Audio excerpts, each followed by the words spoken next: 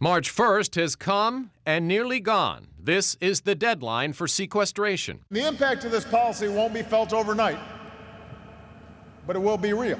A massive budget cut looms, the first of several. This is a ridiculous, haphazard policy. While the politicians fight in Washington, the workers who make Hampton Roads thrive and our Navy mighty. The young ones, they don't know what they're going to do. They all stressed and worried to death for real. Are worried about what tomorrow brings in the new era of budget cuts. Tonight, we get some answers. This is a 13 News special presentation, Sequestration, Finding Our Future. Now, here are your hosts, David Allen and Regina Mobley. Good evening, and thank you for joining us for this special presentation. I'm David Allen. And I'm Regina Mobley. We are now 19 hours past the deadline for a deal, but it's not set in stone yet. We are in the last hours. See, the law that went into effect this morning requires the president to issue the sequester order today. He technically has until midnight to do that. And he met with leaders from both parties in a last-ditch hope of a deal. It was not successful. We're going to start this special broadcast with 13 News military reporter Mike Gooding. Mike, a lot of folks know sequestration could be financially devastating for the region, but what exactly does this word mean? Well, Regina, David, only in Washington could somebody possibly conjure up such a phrase. But here it is in our lives, maybe bringing a lot of pain with it. To try and understand what sequestration is, it might be helpful to comprehend what the word itself means. According to the Merriam-Webster dictionary, it's to set apart, segregate, seclude, withdraw. Now, that's all fine and good, but in practical terms, what you really need to do is go back in time a little to the Budget Control Act of 2011. It passed both chambers of Congress and was signed by President Obama on August 2nd of that year in the wake of an impasse over the federal debt. The act sets up the current sequestration process, which imposes across-the-board automatic cuts over 10 years of $1.2 trillion, split 50-50 between defense and domestic discretionary spending. And as for Hampton Roads, the implications are profound. The military, and particularly the Navy, would be especially hard hit, with needed maintenance on ships canceled, flight hours cut back, ship operations at sea reduced, and thousands of civilian DoD workers facing furloughs and a loss of 20% of their pay. All of that would impact the private sector in a big way, with layoffs at local shipyards and related businesses possible. And even companies which have nothing to do directly with the military would feel it. Restaurants, for example, could see their profits sink, and they in turn might have to lay off people. Old Dominion University has estimated Hampton Roads could lose $1.45 billion and 28,000 jobs over the next 3 years, and not just military jobs, but housing sector, tourism, and local businesses. Are you worried? We are concerned, yes. So in that way, while local people may not know what the word sequestration means, they know what it could mean in their lives, and it's not good. I'm a little bit concerned because we don't know exactly what's happening, if people are going to get laid off or, you know, what the deal is, because all the rumors. If we knew what it is that's going to happen, we would know what plans to make after that. And a new report from ODU out today projects that Hampton Roads stands to lose more than 12,000 jobs this year alone due to the automatic spending cuts. Regina, David. All right, thanks, Mike. As we mentioned, the deadline has come and gone. We want to get a feel for what's happening or not happening in Washington tonight. 13 News Washington reporter Sue Turner is here for our special report now. And Sue, we know tonight that Congress is not there. No, everybody has gone home, including the congressional leaders, David. You know, they had this meeting today at the White House, and there wasn't anything decided there. It wasn't a complete waste of time because it's always good to get the two sides talking, but they are no closer to a deal than before they met.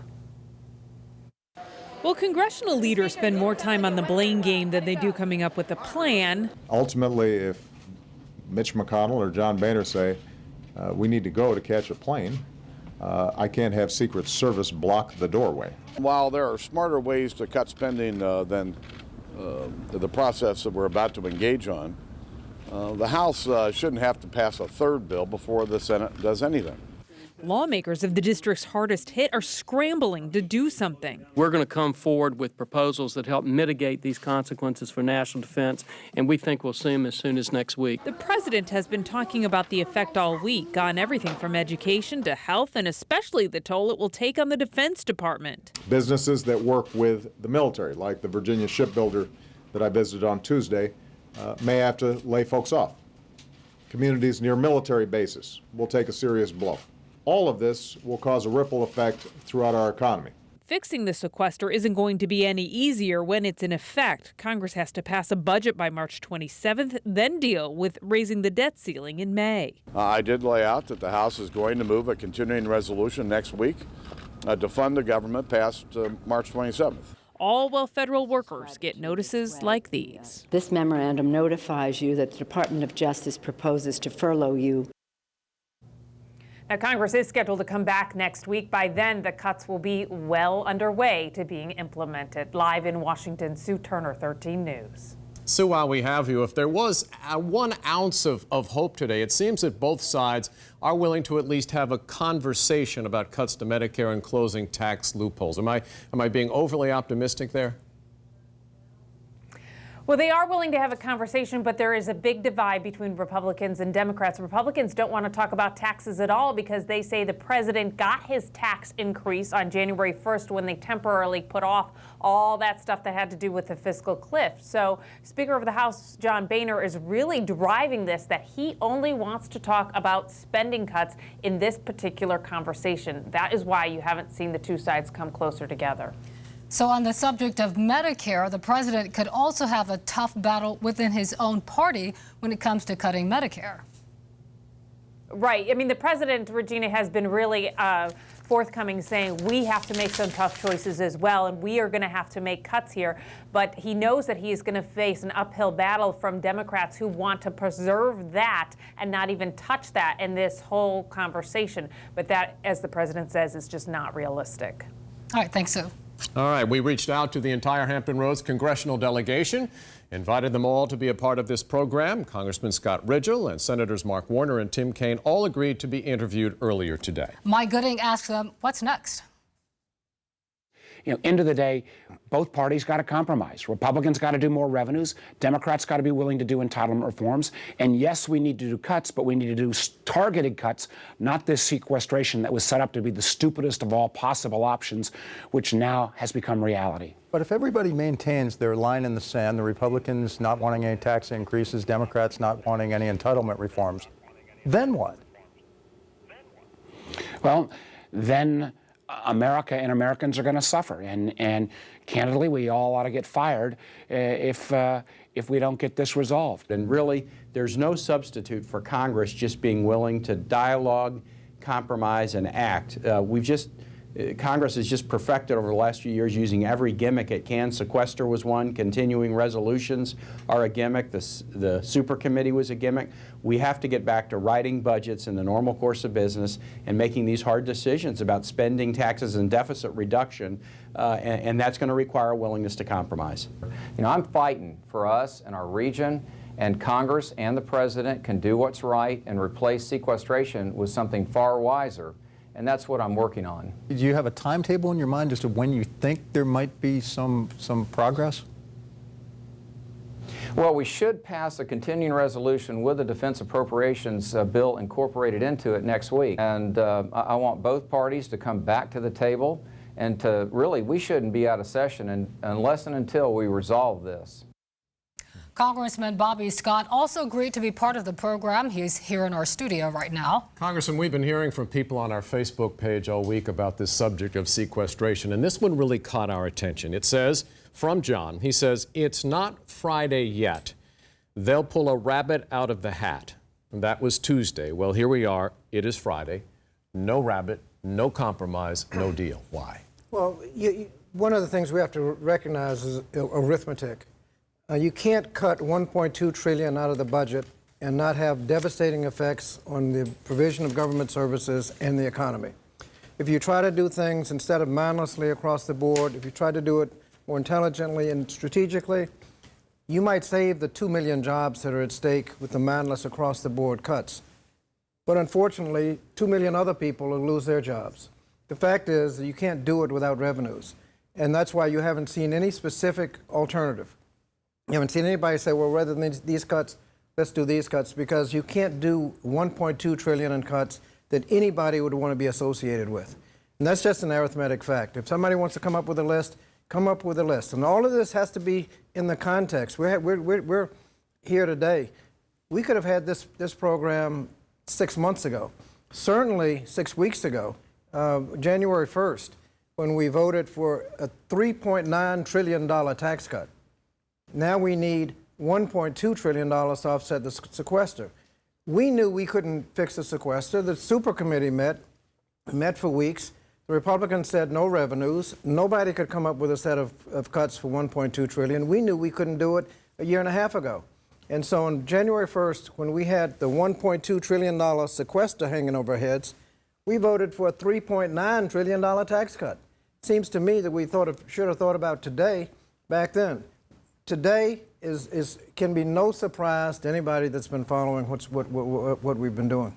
I'm going to ask you the same question that was posed to the president today. Congressman, did you do all that you could have done to avoid the sequester? Well, yeah, on January 1st, when everybody was patting themselves on the back about a $3.9 trillion tax cut, and for the 2 years before that, I was telling people that we cannot afford the tax cuts.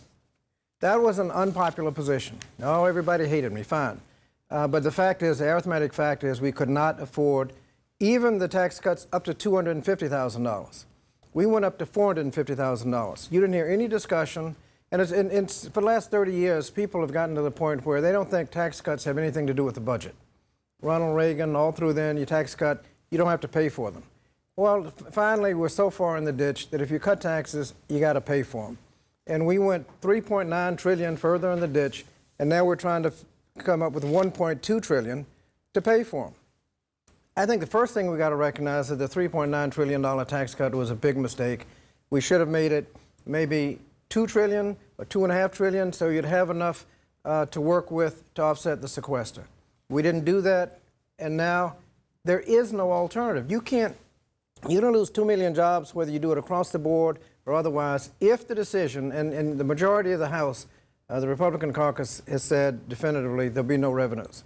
And if that's the position, there is no way to intelligently do $1.2 trillion. Now, the alternatives are actually worse. I mean, this is across the board. Everybody gets a little pain. We won't be able to do services. There'll be a lot of problems, and you hear, section by section of what the problem is. The alternatives are worse. We cut taxes $3.9 trillion. Now we're talking about cutting Medicare. In order to pay for tax cuts, the cost of the tax cut from $250,000 to $450,000 to extend those tax cuts is more than you get from raising the age of Medicare from 65 to 67. Now you put that to the people. Let's make some choices. Do you want a tax cut on that portion of your income from $250,000 to $450,000, and you're going to pay for it by raising the age of Medicare from 65 to 67? But because we do it sequentially and all out of order, do the tax cuts first, now we're broke, we got to cut Medicare. That's the position we're in. We have to recognize that we cut taxes much too much. We got to get the revenues back on the table, and then we can make some better choices. But at least let the people know what choices they're making. Congressman, the Republicans are saying no revenue. You're saying revenue has to be on the table. Where's the hope for all those shipyard workers tonight in your district? You're talking arithmetic. If there's no revenue on the table, you've got $1.2 trillion in cuts.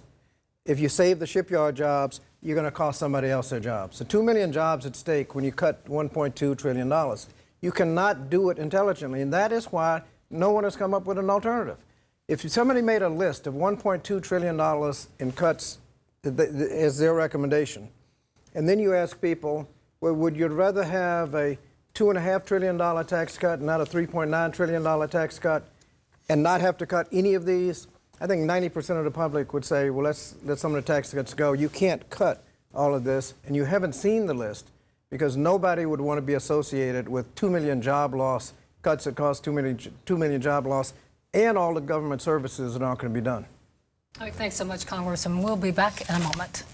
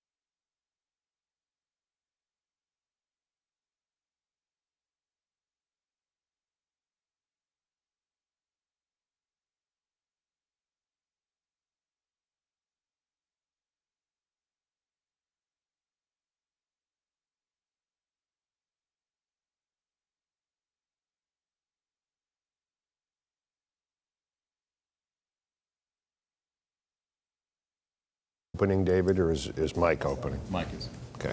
Hey, David will be introducing you. At that time, if you could just be looking at camera 3. And after we introduce you, just go ahead and look at David and have a conversation like normal. Okay? Talk amongst yourselves. Exactly. You're probably getting ready to go.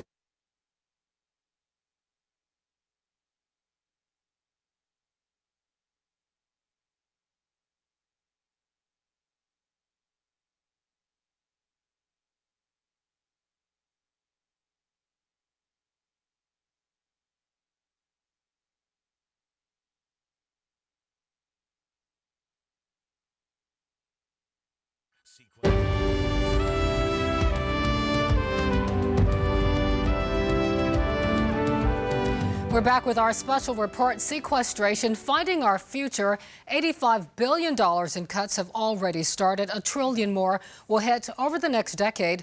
The impact is already being felt here in Hampton Roads, particularly Navy and Navy families. Mike Gooding joins us now, and the strain is already being felt, and it could get worse. Well, that is right, Regina. It could get worse in two significant ways: in how constantly changing schedules affect morale among the troops, and how it affects the country's ability to be forward deployed around the world. The first tangible sign of trouble was when the USS Harry S. Truman didn't deploy as planned. So there is great disappointment, quite frankly. The crew's are ready to go overseas. That was followed weeks later by the USS Eisenhower, just back from deployment itself, having to ship out again. Ike sailors and families complained it's just not fair. That every time they can't agree on a budget, suddenly let's just take money from the Department of Defense, and that makes me angry. It sucks that we got to go out. Some get to stay in, but that's what we got to do. The other people, their husbands get to stay home, and then your husband has to go back out after being gone for 6 months. Well, it's not a question of fairness. It's a question of taking the American taxpayer dollars and distributing them the most cost-wise way. Among other possible actions, delaying the USS Baton deployment, canceling the Blue Angels show at Oceana, and stopping repairs on 11 other ships. And again, it's regrettable, but these are decisions we have to make to be able to stay solvent in our operating accounts through the rest of the year. And there are also plans to furlough the Department of Defense's 800,000 civilian employees around the country. They'd be forced to take 1 day of leave per week without pay starting the last week of April for the following 22 weeks. David? Thanks, Mike. I'm joined now by Quentin Kidd, political science professor at Christopher Newport University, retired Navy Admiral Craig Quigley, and retired Navy captain and former CO of Naval Station Norfolk, Joe Bouchard. Now, you guys all saw that report by Mike Gooding. We've not seen the Truman deploy, thousands of sailors changing their plans all before sequestration. Craig, what happens now? Well, the next thing I believe you'd see, because of the numbers, large numbers of civil servants that serve in Hampton Roads, in the military, and also in other federal agencies throughout the region. They will be notified very soon of furlough intentions that won't begin until the middle to the latter part of April, but they'll be notified very quickly. And these are all individuals that will then have to start planning to adjust their household income and their household spending for the rest of the fiscal year. Joe Bouchard, at what point do we have a readiness crisis, or do we? We're on the verge of it now. The Navy plans for implementing the sequester include canceling or deferring ship maintenance, aircraft maintenance, maintenance and construction on the bases. All of that is horrible news for fleet readiness. The first impact of it, delaying the start of Lincoln's overhaul, that is not good. Not only is it not good for the shipyard workers, but ultimately it could add to the cost of that overhaul, and it's leaving a carrier in a condition where it cannot deploy while it sits and waits for funding to start its overhaul. Quentin Kidd, we're talking here on March 1st about the sequester. On March 27th, we're going to be talking about something else. It's another deadline, right? The big fear is that the continuing resolution that's currently funding the federal government expires on the 27th if Congress doesn't agree to a new one, the government shuts down. The thinking is neither party wants that to happen, and the president signaled today that he's willing to make these sequestration cuts permanent in order to get Republicans to agree to a continuing resolution. The impact of this, I don't think, can be underestimated. You know, Craig's point about all of the civilian employees that would be getting furlough notices. Our region fared the recession that we went through fairly well because we had all the federal spending, all these federal employees. We're going to see that weathering that recession so well slowly trickle away over the next 6 months as 1 day a week of pay disappears from up to 40,000 people's paychecks. And the second and third order effects of that, David, those families will adjust their spending accordingly, as they must, and the retail sector in Hampton Roads will feel that, and it will manifest itself in 1,000 different ways throughout the region. These are $60,000 to $90,000 a year jobs, so imagine cutting 20% of that and just removing it from the economy. That's the effect on our region. David, I've estimated that those furloughs, the economic loss of personal income in Hampton Roads from the furloughs is going to be somewhere between $350 and $500 million, depending on how agencies implement them. That is a lot of spending in our economy that's not going to happen. And as Craig and Quentin both said, that's going to ripple throughout the regional economy and hurt a lot of businesses, especially small businesses. Do you feel as though all the members of Congress really understand what is on the line here, what's at stake? I believe in my conversations with our congressional delegation, the answer is yes, David, I really do.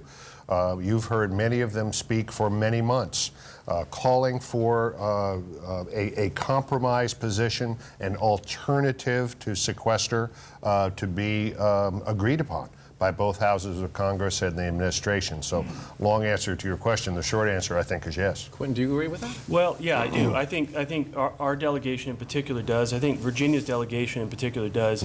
I think there are many members of Congress and the U.S. Senate around the country who won't feel the impact of this sequestration as intensely as we do. They may not understand the significance of it as dramatically as our own delegation does. What about our enemies? What about Iran? What about North Korea? How do they interpret this kind of news?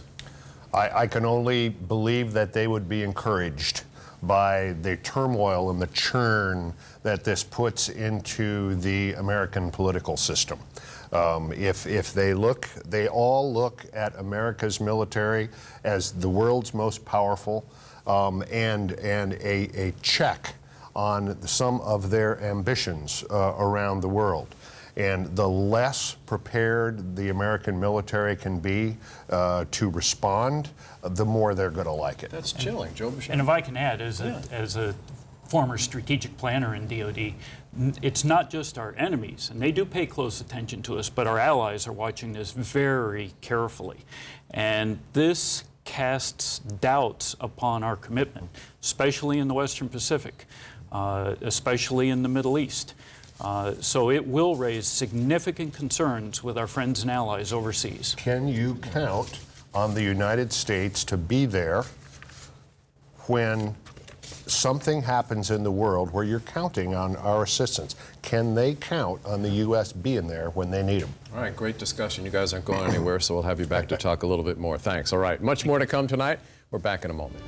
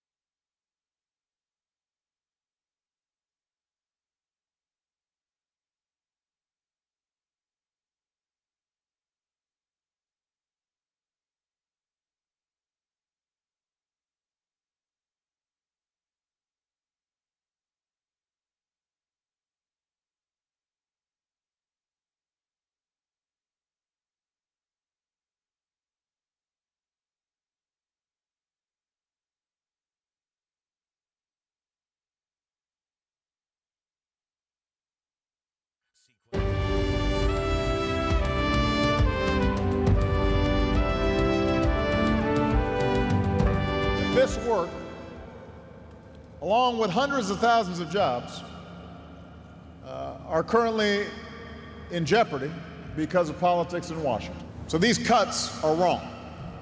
They're not smart. They're not fair. They're a self-inflicted wound that doesn't have to happen. The president speaking there at Newport News Shipbuilding this week. It's notable that he flew here and spoke where he did, an indication that things could get serious real fast for some workers. Already the word layoffs cropping up, nothing in stone yet, and hopefully it won't come to that. We're joined again by military reporter Mike Gooding. And Mike, this is a frightening time for a lot of workers. Well, that's right, David. More than 40,000 people work in the shipbuilding and ship repair industry and related businesses here in Hampton Roads, including subcontractors and suppliers. And the big worry, of course, is if Navy contracts suddenly go away, so could those jobs. The writing is already on the wall. Yeah, I got one when I got out of work yesterday, and I got one this morning when I went to work. How do you feel about that? I feel it's wrong because I just got this job and I need it, so I hope I don't get laid off because I'm a good worker. So. BAE Systems in Norfolk sent out warn letters to 1,600 of its workers in February that layoffs may be coming. It's very upset because everybody need their jobs, so it's real upsetting. And the 21,000 workers at Newport News Shipbuilding could be next if funding for the USS Abraham Lincoln overhaul doesn't come through. Then I think we'll have to regroup and say, what does that mean for our workforce? And we will have layoffs if that happens. Yeah, there's a lot of people concerned because they got houses, mortgages, car payments. They all got families. Even the Washington Avenue hot dog vendor is fearful. Yeah, I'm real worried about it. Because, you know, everybody depends on the shipyard. And it's not just the big yards. Contractors like Crofton Industries in Portsmouth and its 100 workers could feel the pinch, too. In the 63 years since our dad started the business, we've never let anybody go for lack of work. And we're very concerned with it. And even businesses that aren't in the ship business at all are worried. Chip Kimnock, who owns 4 Moe's restaurants in town and who employs about 70 people, tells me these cuts are very concerning because he says there's a ripple effect, and businesses like his are usually the first to feel the pain when customers suddenly stop going out to eat. Regina? All right, thanks, Mike. I am joined again by Craig Quigley and Peter Shaw, professor of economics at Tidewater Community College, along with Bill Crow, president of the Virginia Ship Repair Association. The first question, military cycles. We got the shocking news a few days ago that a carrier deployment was being canceled. What happens when this cycle is disrupted? Well, Regina, it's a very carefully choreographed cycle with preparations for deployment, then coming back, going into a maintenance cycle. These things are calculated to the week, to the day, for every unit throughout the Navy. And a disruption like the Harry S. Truman saw a week or so ago puts a horrible ripple in that choreography of scheduling. And built into that, of course, is maintenance. Many shipyards rely on carrier work and smaller ships. How could this affect the Hampton Roads area? As I've said all along, it would be devastating, and in many cases it would be irreversible.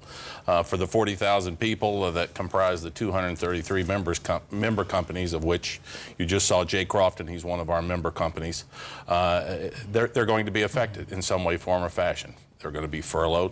They may be laid off. But the detrimental part is more along what Craig's talking about. The ship repair industry personnel, the people that are in it, are very proud. They're very patriotic. They take enormous pride in their Navy and in its readiness.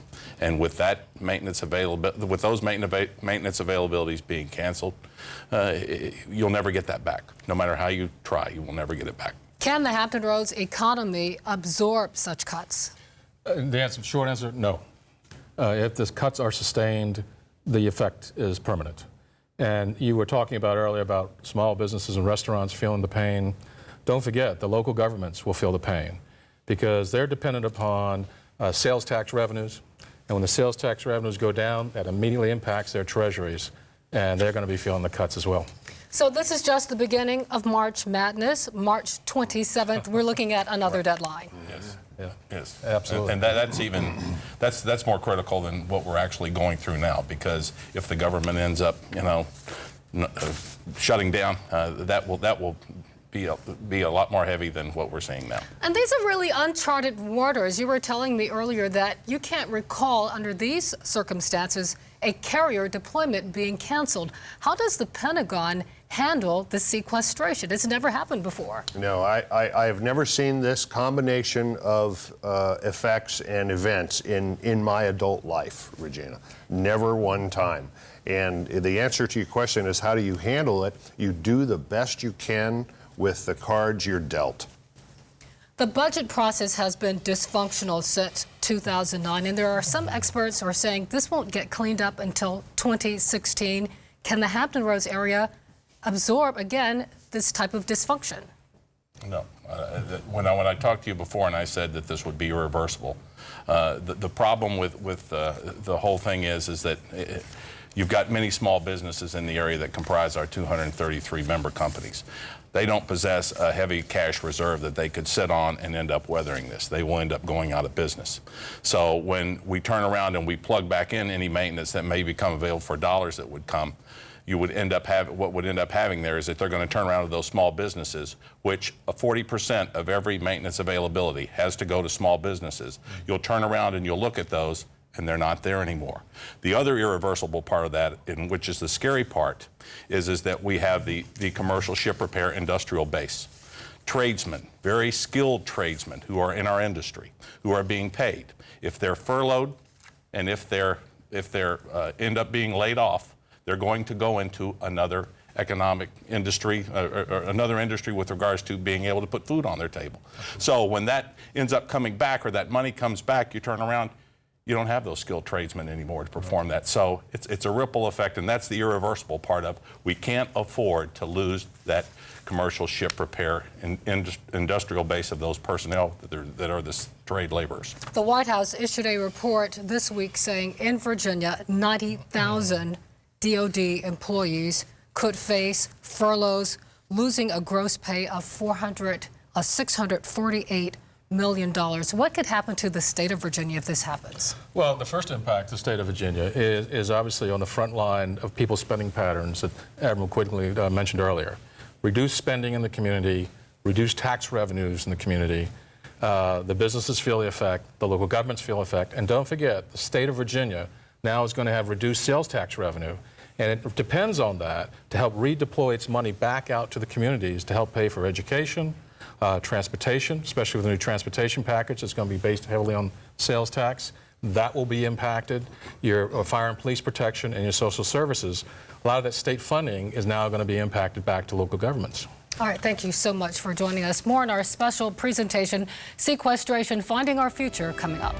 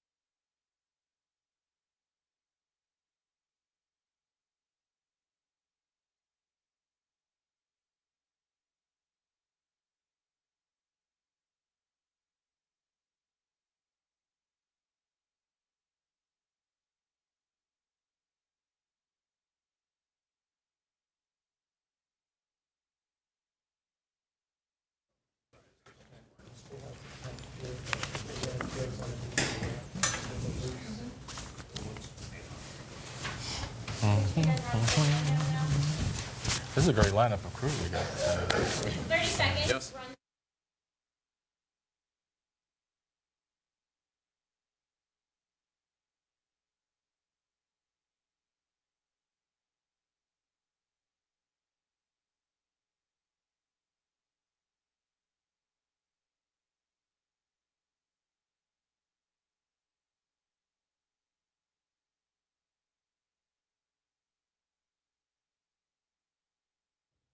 Welcome back. Congressman Bobby Scott rejoins us now along with Quentin Kidd and Peter Shaw. And let's go back to the number we were talking about a little earlier today. Old Dominion University shared its research showing that instead of gaining 5,000 jobs this year, we could lose actually 12,000 jobs. That's not this year, and that is this year, rather, not some point in the distant future.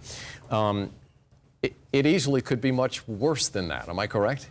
Yeah, and that's 12,000 jobs for the remainder of the year. We're already several months into the year, and so those percentages and those numbers just get compounded as we go down. And that's why everybody says sequestration is going to be worse as we go along. So we'll initially maybe not recognize the how dramatically damaging it could be, but as we go along, the damage just multiplies. Talk about the strength of our economy and how it fits into the national picture. Well, as I was discussing earlier, you have 377 regional economies in the country, and we're one of them. The top 100 produce 75% of the economic output of the country, and we're ranked about 39th or 40th. So that puts us in the top 10% tier as one of the largest in the country. And when you hit Hampton Roads, the way you're going to hit Hampton Roads with its large economy, it will be felt beyond this region, I guarantee you, because of the sheer size. And then also, you're going to see, I agree with Quentin, you're going to see rippling effect. A lot of people will be thinking, should I move to Hampton Roads? Wait a minute. They're losing jobs in Hampton Roads. They had a projection of 5,000. Now they're looking at 12,000 lost. That's a 17,000 job swing. That's significant. So a lot of people, well, wait a minute, maybe I shouldn't move there. And as I mentioned earlier, the skilled workers in the shipyards, it is important you do not lose them. Because once they go, you have a heck of a time trying to get them back because they're thinking, you know, this could happen again, and how stable are you? Congressman Scott, how long can this go on? Well, I think what's absent from this discussion is the alternative. This just describes what happens when you take $1.2 trillion out of the economy. You get all of these problems. Trying to rearrange where you cut does not solve the problem. You'll have the same amount of damage. You may save 2 million jobs over here by rearranging the cuts, but 2 million other people are going to lose their jobs, and you'll have the same order of magnitude of damage to the economy, of damage to government services. We're already at the lowest percentage of GDP for non-defense discretionary spending that we've been at since the 1950s. We've cut. And we even cut, a couple of years ago, we cut a couple of $100 million out of embassy security. Same people responsible for those cuts were the first ones to whine about what happened in Benghazi. But I mean, we've already cut everything we can out of non-defense discretionary. That's not much left. And so the across-the-board mindless cuts may be the only way that you can do it. The alternative is to achieve the $1.2 trillion with revenues, which goes back to January 1st. This is not a difficult problem. We found $3.9 trillion in deficit in tax cuts. Now we only need to find $1.2 trillion in deficit reduction for the sequester. I mean, that is not a difficult formula to fix. Then why don't we have the solution? Because we're holding this emergency special after we cut $3.9 trillion. It should have been held back in December. The warning should have been, look out, folks. They're about to cut $3.9 trillion, and we're going to end up with a sequester. That's when we should have had this special, but we cut $3.9 trillion, and we're hearing that what $1.2 trillion in cuts from the economy, the damage it does. And it's arithmetic. You can't get around it. And the problem is that people have just gotten so used to the fact that tax cuts don't have anything to do with the budget. That you can cut taxes, don't have to pay for them. Well, we're so far in the ditch, when you cut the taxes, now we have to pay for it. And $1.2 trillion in pay-fors causes the damage that you've heard described today. Quentin? Well, we're actually feeling the effects, really, I think, for the first time as dramatically, the effects of a 25-year fight, really, that began when Ronald Reagan was elected president, and the Republicans really decided to push on lowering taxes. And it took a couple of decades, a little bit more than a couple of decades, to get to this point. So, you know, in my idea, how would we solve this? A grand bargain would solve it. A grand bargain between the two political parties that would finally settle this decades-long fight. But I'm not in the room. The congressman is potentially in the room, but I don't know if it's possible right now. Well, before you start talking about grand bargains, you have to recognize that we're making choices. Exactly. That if we let the tax cuts expire, let them all expire, and that's unpopular. But look where we are in terms of popularity now. If you let them all expire, you would have achieved your Simpson-Bowles Deficit Reduction Commission goal of $4 trillion with $1.5 trillion left over. That would have been enough to take care of the so-called doc fix and AMT things that hit you every year, and have $500 billion left over for a jobs bill. And when's the last time anybody talked about a jobs bill? You had that as a possibility. The choice was made to do tax cuts. And now we're in the ditch. We didn't do anything about the sequester, and we haven't come up with $1.2 trillion in spending cuts. Now, people talk about, well, you got to reform Medicare and Social Security. The cuts in Social Security and Medicare in the discussion are not to save Social Security and Medicare. There's a little bait and switch going on. They are to help pay for these tax cuts. They get people to start nodding, we need to cut Social Security and Medicare because they're not sustainable. And then as soon as you agree to that, said, oh, good, we can now pay for the tax cuts. No, if you're going to cut Social Security and Medicare, keep the money over in Social Security and Medicare to extend the solvency. Don't steal the money as the discussion is now to pay for tax cuts, a lot of which went to millionaires. Put the choices on the table so everybody knows what's going on. Don't cut taxes now, and then look at this $1.2 trillion in cuts and think they're not related. Peter? Yeah, when you get back and look at 20 years ago, approximately 28% of our economy was tied to the military spending. Now it's raised to 45, 46, 47% range. That has made us more susceptible to the problem we're in now. Secondly, we used to have senior legislators, Senator John Warner, Congressman Bateman, and so forth, that were senior ranking, and now, with all due respect to Congressman Scott, a lot of our new members are junior members. So their influence, I'm not quite sure what it is. But the point is, when we made this choice, as they say, in our region to let our economy go from 28% dependent upon military spending to 45, 46, 47, we now have become more susceptible to the situations you see now in Washington. And when you stop and think about it, the idea that 1.5 million people are having their economic destiny strongly influenced by a smaller group of people in Washington, in my mind, is kind of crazy. So what we need to do, obviously, I welcome additional military investment spending, but we need to expand the private sector side of the equation so we get more balance in our economy and we won't feel as much pain. A lot of the members of Congress that don't have the heavy concentration of military spending with a sequestration, they're not going to feel that kind of pain that we're going to feel here in Hampton Roads, as Congressman Scott is pointing out. Do we have to diversify our economy more? Less military, smaller military? Yeah, it can't hurt to diversify our economy. And in fact, diversifying our economy wouldn't take away from the military strength that is in our economy. It would actually probably strengthen and reinforce that. And in fact, you could diversify the economy by bouncing off of the military economy. You know, Northern Virginia to some extent has done that with the technology sector of the Northern Virginia economy. So we have to diversify our economy. I mean, there's no question about that. All right, we're going to pick up with that after a break. We'll be back. Regina, what's coming up next? Well, David, when we come back, we continue talking about the effects on Hampton Roads. Some sobering numbers released today, and we hear from the mayor of Norfolk about finding our future.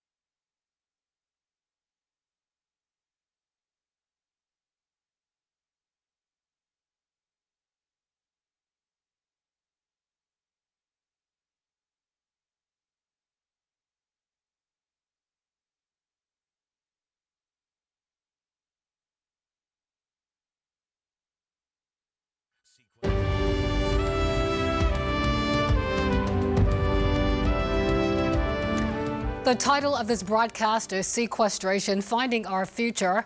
And that's no accident. We're looking into the effects of sequestration, but we also want to consider what the future holds for us. Hampton Roads is a military region, but are we overly dependent on defense spending?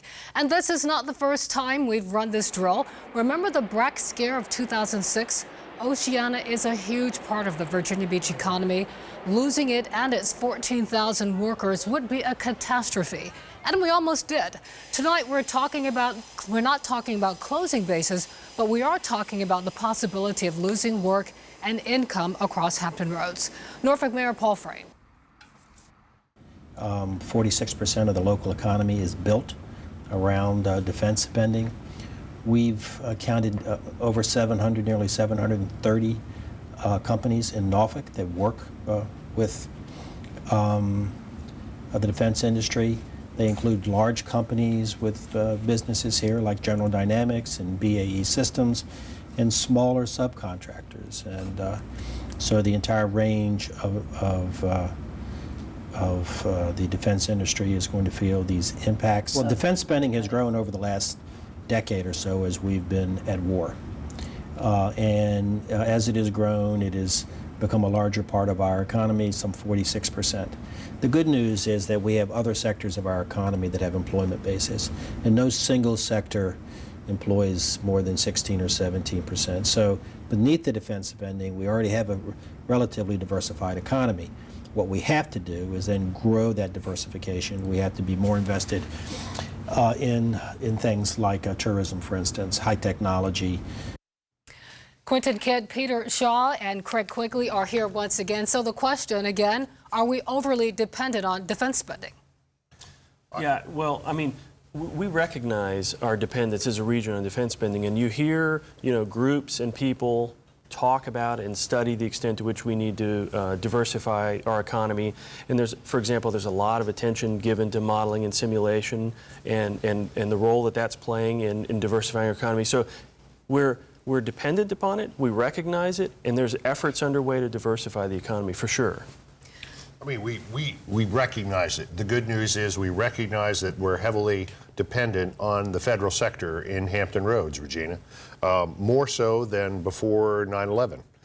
So that was a benefit for the last decade or so. But if you say that defense spending and federal spending is on a downward slope for some number of years into the future, we'll feel that as well. Look, we have great strengths as a region, a temperate climate, an educated workforce, a pleasant place to live, 200 miles from our nation's capital. You cannot take that away from us. So let's use this as an opportunity to think broadly about what we could do to diversify that economy. Okay, the one word that causes fear, encroachment. Okay, let's talk about the Good Friday miracle. We're coming up on the one-year anniversary of the F-18 that crashed into an apartment complex in Virginia Beach. Miraculously, no one was killed and very few injuries. This disaster, what could have been a disaster, could also point to a potential disaster for Oceana as a base. Is the future of Oceana in doubt when we look at encroachment around that base? I think since the near-death experience of the 2005 round of base realignment and closure, an awful lot of work has been done in rolling back encroachment around Oceana. I give great credit to the city of Virginia Beach. I give great credit to the General Assembly and the governor in continuously supporting the purchase of properties, rezoning, and to lessen the density. So keep up the good work. And the whole process has become the national model of how to do it right. So never stop trying, never stop trying to improve, but we're headed in the right direction. Not being a military strategist of any stripe, I would guess, though, that the Navy would prefer to leave Oceana where it is than move it, because I would imagine they would want the air wings near the ships more so than would want to move them. And so, I mean, I think the advantage is to the region.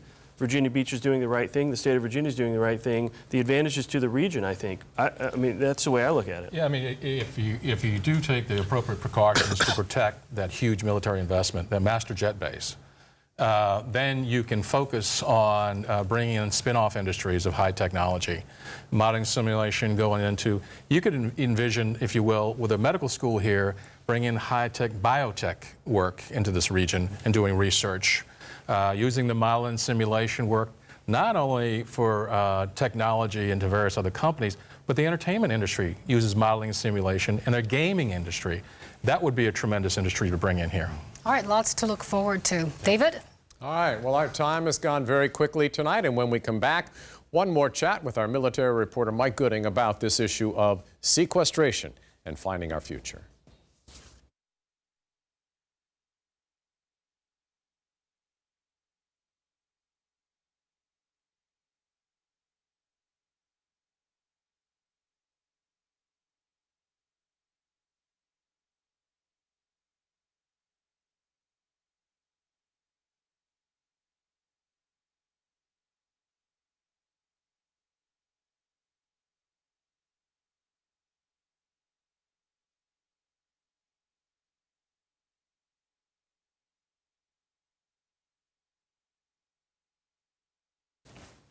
Mike Gooding, 1, 2, 3, 4. Mike Gooding talking, 1, 2, 3, 4. Cool, thank you. So Congress returns to Washington Monday.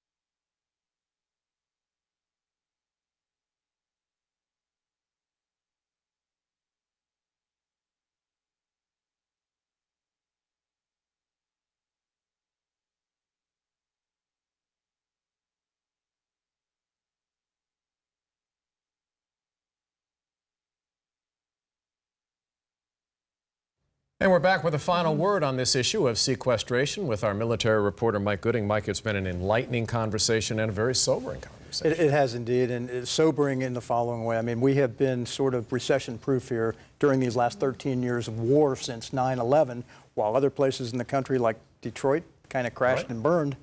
Maybe we're going to feel a little bit now what Detroit has felt, and that is very sobering indeed.